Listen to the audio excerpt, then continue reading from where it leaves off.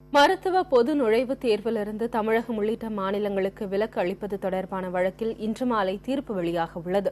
உச்சநீதிமன்ற இணையதளத்தில் இந்த தீர்ப்பு வெளியாகும் என தெரிவிக்கப்பட்டுள்ளது. இந்நிலையில் இது தொடர்பான இன்றைய வழக்கு நிகழ்வுகள் பற்றிய கூடுதல் விவரங்களை செய்தியாளர் மனோஜ் பிரபாகரிடம் கேட்கலாம். மனோஜ், மருத்துவ நுழைவுத் தேர்வு தொடர்பாக மருத்துவ கவுன்சில் என்னென்ன பரிந்துரைகளை கொடுத்திருக்காங்க?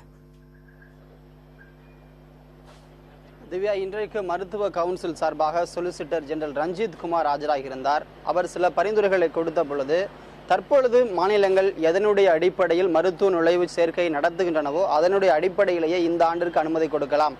குறிப்பாக தமிழகம் போன்ற மாநிலங்களில் 12ஆம் வகுப்பு தேர்வு முடிவு அடிப்படையில் மருத்துவ சேர்க்கை நடைபெறுகிறது. எனவே அதனுடைய அடிப்படையிலேயே மருத்துவ சேர்க்கைக்கு இந்த ஆண்டு அனுமதி கொடுத்து விடலாம். ஒருவேளை இந்த மருத்துவ சேர்க்கையில் தனியார் கல்லூரி இடங்களும் உள்ளே வருகின்றது என்றால் அதற்கும் சேர்த்து அனுமதி கொடுத்து விடலாம். அதேபோல இந்த அகில இந்திய பொது மருத்துவ நுழைவுத் தேர்வு 2ஆம் கட்ட நுழைவுத் தேர்வை பொறுத்த வரைக்கும் அதில் அனைத்து மொழிகளையும், அதாவது தமிழ், தெலுங்கு, கன்னடா, குஜராத்தி, மராத்தி என அனைத்து பிராந்திய மொழிகளிலும் தேர்வுகளை நடப்பதற்கு மருத்துவ கவுன்சில் முயற்சிக்கிறது என்று தெரிவித்திருந்தார்.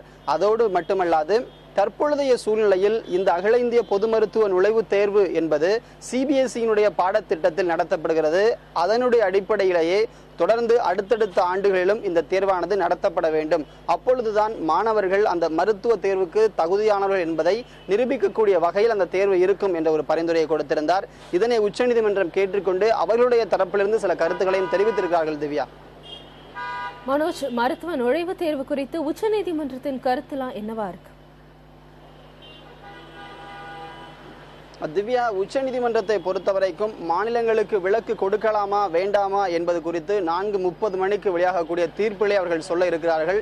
இதை தாண்டி இந்த அகில இந்திய பொது மருத்துவ நுழைவுத் தேர்வினுடைய 2ஆம் கட்ட தேர்வுக்கு முதல் கட்ட தேர்வு எழுதிய மாணவர்கள் உட்பட அனைவரையுமே நாம் அனுமதிக்கலாம். எந்த மாணவர்களையும் எந்த விதமான பாகுபாடு இன்றி ஜூலை 24ஆம் தேதி தேர்வுக்கு அனுமதிக்கலாம் என்று தெரிவித்திருக்கிறது.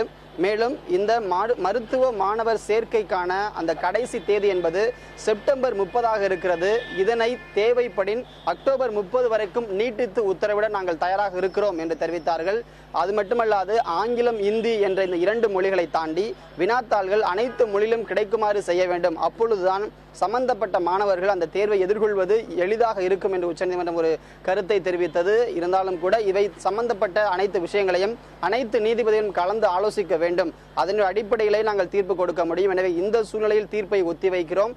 சரியாக 4:30 மணிக்கு மேல் இது குறித்த அந்த தீர்ப்பானது உச்சநீதிமன்றத்தின் இணையதளத்தில் வெளியிடப்படும் என்று தெரிவிக்கப்பட்டிருக்கிறது. திவ்யா, மனோஜ் பிரபாகர், சரியா 4:30 மணி அளவில் உச்சநீதிமன்ற இணையதளத்தில் இந்த தீர்ப்பு வந்து வெளியாக இருக்கு.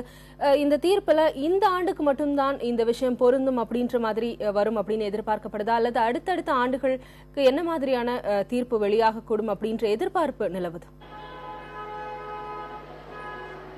திவ்யா, அதாவது தற்பொழுதைய சூழ்நிலையில் அனைத்து மாநிலங்களுமே அகில இந்திய பொது மருத்துவ நுழைவுத் தேர்விலிருந்து மாநிலங்களை விலக்கு அளிக்க வேண்டும் என்பதுதான் அவருடைய கோரிக்கையாக இருக்கிறது. ஆனாலும் கூட அகில இந்திய பொது மருத்துவ நுழைவுத் தேர்வு 2ஆம் கட்ட தேர்வு ஜூலை 24ஆம் தேதி நடக்கிறது.